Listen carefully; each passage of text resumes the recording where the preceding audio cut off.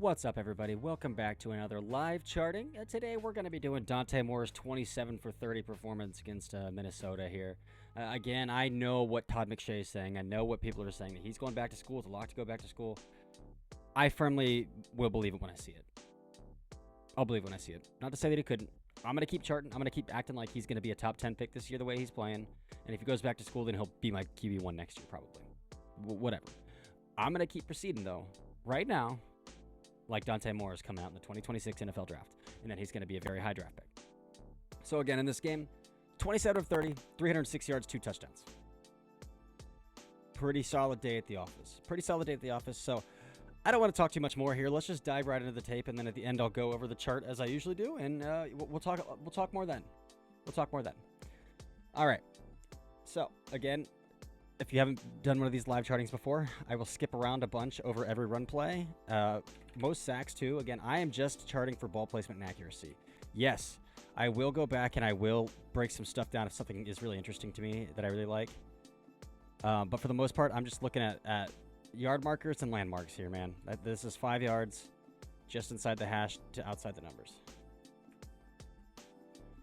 Again, I'll take some breaks in here as I literally am live charting this. Like that's the name, live charting. I am charting this game right now as I'm recording this. So I want to do it with fresh eyes. The first time I watch this game is what I'm doing on camera here. So you have the chance to see my raw reaction to it. Nothing is manufactured. Nothing is a second watch. Nothing is pre-scripted here. That's what we're going with. So again, just a pre-snap indicator here. Zone coverage, cool. You got it. Take the flat. Good shit. On to the next one. Run. Deep ball here to Malik Benson from the 38-yard line to the opposite 27. So looking at 12 plus 23, 39 yards here. Middle of the field to the boundary.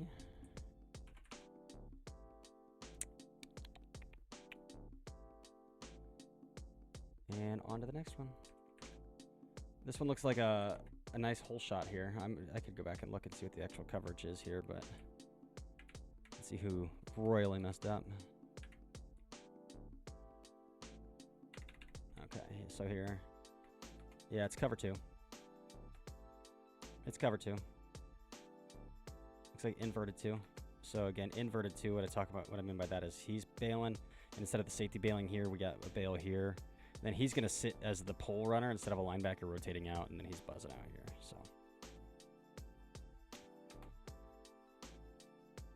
So, actually, it's quarter, half. Looks like quarter, half to me.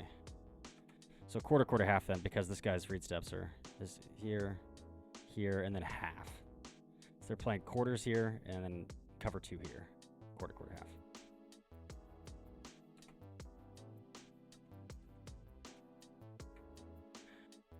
Moore picks it up right away.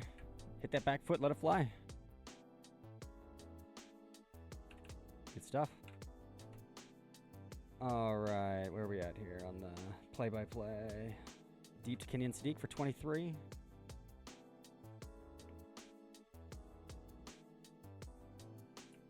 Oh, man. Beautiful. Again, if he hits him, like, for one... I want to say if he hits it Sadiq in stride here, this is a touchdown. But there's also a part of me that's like, is Sadiq gator arm? Yes, he's full extended. Did he need to lay out for that, though? Maybe he did. He's fully extended. So I'll probably give Moore a yellow on this. I know the pass is complete, and it's a big gain. But there's no defender around. Just put the ball on him, and he walks into the end zone, right? So some contextual stuff that's going to make me say, not quite as on target as I'd like it to be. So 24 to the 21, or to the 3, so 21 yards here. Let's see if that's outside the numbers or over the numbers. Where that ball is leveraged over the numbers. Perfect. So I am going to give that one yellow. Being nitpicky, sure, but we're gonna. Those are the kind of ones that's where he's got to make life a little bit easier on his receivers because there's nobody near him. All right, let's get this on the chart. And we will get cooking here. All right.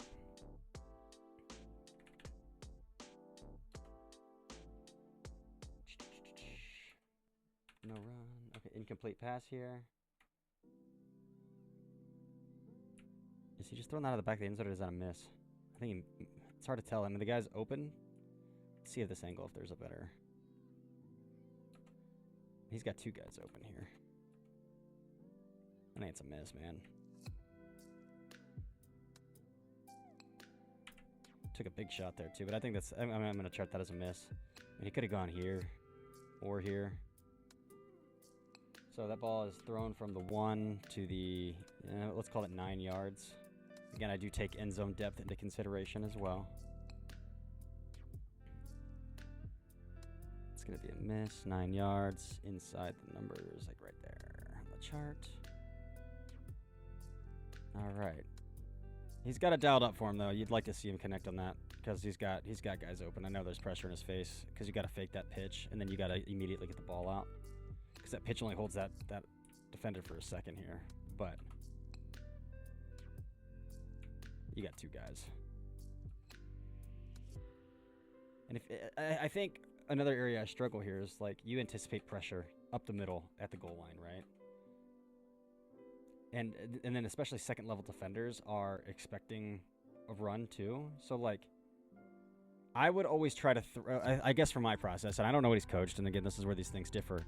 I don't know what he's coached, right? So this is where it could change. But from my processing standpoint, I would say, if you know that goal line, at the goal line, you're going to get thrown right up the middle. And at the goal line, second-level defenders are going to be put in a lot of conflict because they have to read run first. And you're faking a toss out here where that linebacker is going to have to step out to read run. So you're anticipating pressure up the middle, and you're expecting a second leveler to step out. That vacates this whole area. So I think he to me, I was like, why don't you get your eyes and replace middle of the field then if that's where we're anticipating people vacating from via blitz and via playing the run first? To me, it's like, okay, then get your eyes to what you're trying to replace here.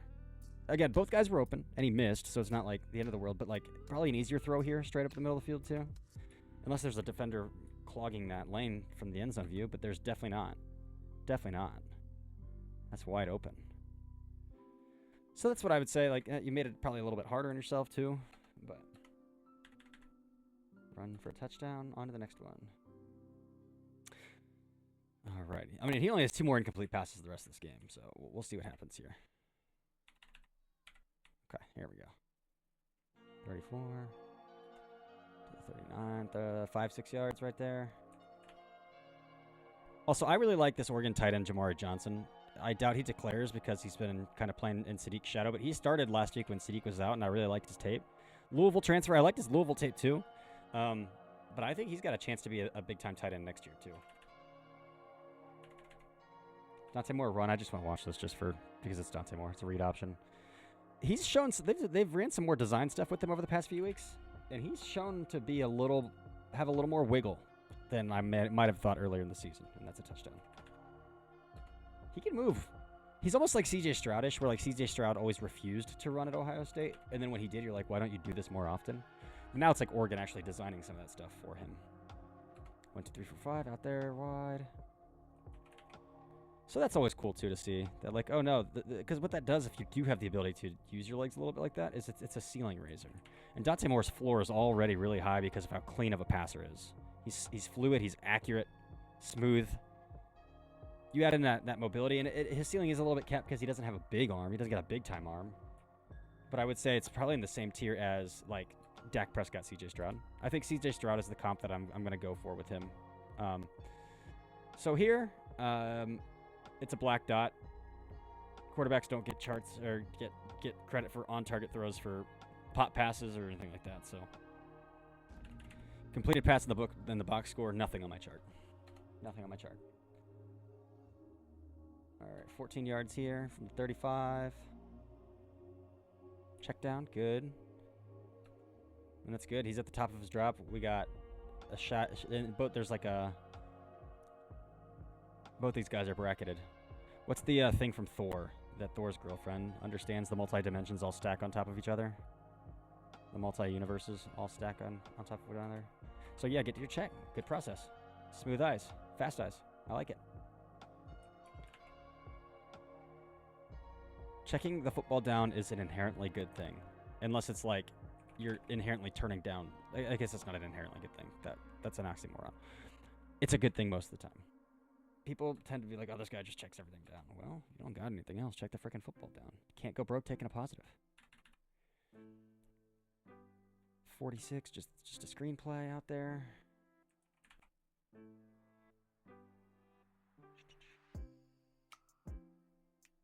Stack that up right there.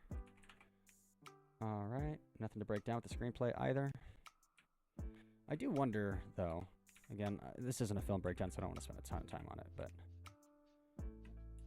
No, it's starting to play. Here we go. They're kind of showing you man. I feel like you'd want to... I guess maybe because you think this man is 10 yards off the ball, off his guy. I mean, it is just blown up as well. So if that's better blocked, he does have some space to run. That's just a bad block, but number 4. All right. 7 yards to Kenyon Sadiq right here.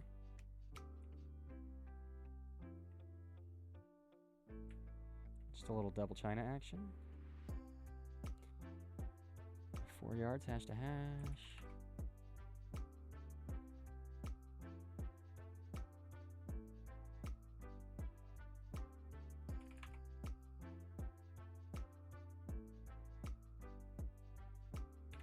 All right. More sacked for loss of 10. Again, just from this has nothing to do with this chart, but I want to see it. Okay, free rusher right in his face. Does he have an avenue? I mean, he's got to get that ball out, I think. Okay, we got the flat here. It's a terrible arrow. And he can manipulate throws with his arm. He's got a lot of arm angles. I'm shocked he didn't try to get that ball out and around that defender. But it is what it is. All right, 12 yards here. Little high-low. It's just 5 air yards. Makes the rest happens after the catch. Let's get that on the chart.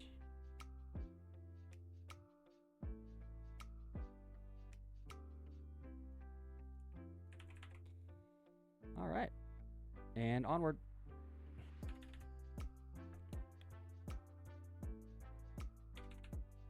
Actually, that's no play. So I got to take that one off the chart. That's not unchartable. Okay.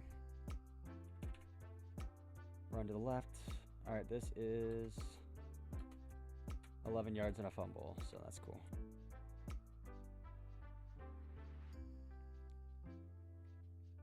Just a screen. Where's that ball hit that guy?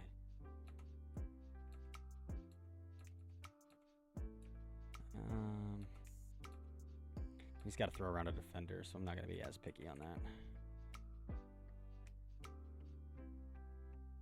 Not going to be as picky on that one. And on to the next one. Oh, yeah. Fun stuff. Wilstein. Fun stuff, Wilstein. All right, 4 plays, 75 yards. This is a 15-yard completion. Oh, yeah. Work low-high. He's working low to high. Again, boot. You're going to get flat. You're going to get a deep, and then you're going to get an over from the backside here. I love it when quarterbacks can find that backside over. 25 to the 36, 11 yards. He releases that ball just off the hashes. Okay, cool. I love finding that backside over. Okay. Bang.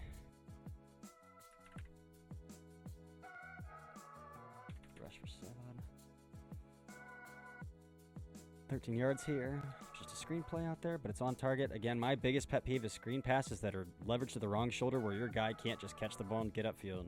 Dante Moore is giving his guys a great job to just catch the ball and get upfield here.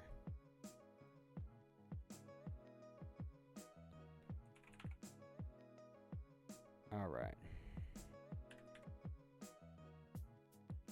And then a 40-yard rush for a touchdown for Noah Whittington. All right, touchdown drive here as well. 8 yards to Whittington. Again, backside. They're just another little boot concept. So we're going to have here. One of these guys is going to go here. I bet they're going to level it out here, and then with the backside over here too. Yep. They ran a post and then a flat, more flat back here. A corner and a post. Or a corner and an out.